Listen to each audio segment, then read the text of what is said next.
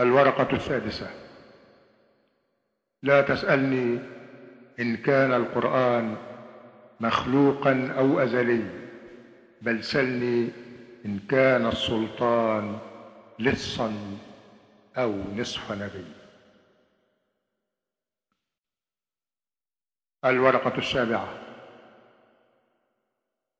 كنت في كربلاء عندما قال لي الشيخ إن الحسين مات من أجل جرعة ماء، وتساءلت كيف السيوف استباحت بني الأكرمين، كيف السيوف استباحت بني الأكرمين، كيف السيوف استباحت بني الأكرمين. فأجاب الذي بصرته السماء: إنه الذهب المتلألئ في كل عين. إن تكن كلمات الحسين وجلال الحسين وسيوف الحسين سقطت دون أن تنقذ الحق من ذهب الأمراء، أفتقدر أن تنقذ الحق ثرثرة الشعراء؟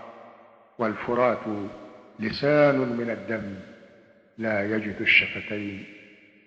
مات من أجل جرعة ماء، فاسقني يا غلام صباح مساء، اسقني يا غلام، ربما بالمدام أتناسى الدماء.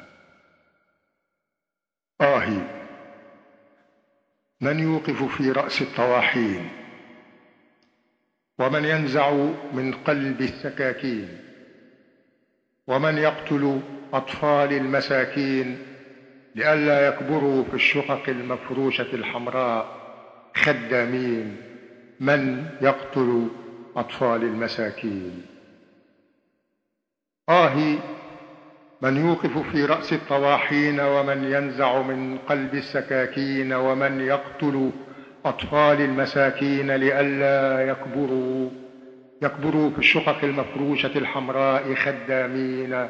من يقتل أطفال المساكين لكي لا يصبحوا في الغد شحاذين، يستجدون أصحاب الدكاكين وأبواب المرابين، يبيعون لسيارات أصحاب الملايين الرياحين، وفي المترو يبيعون الدبابيس وياسين، وينسلون في الليل يبيعون الجعارين لأفواج الغزاة السائحين.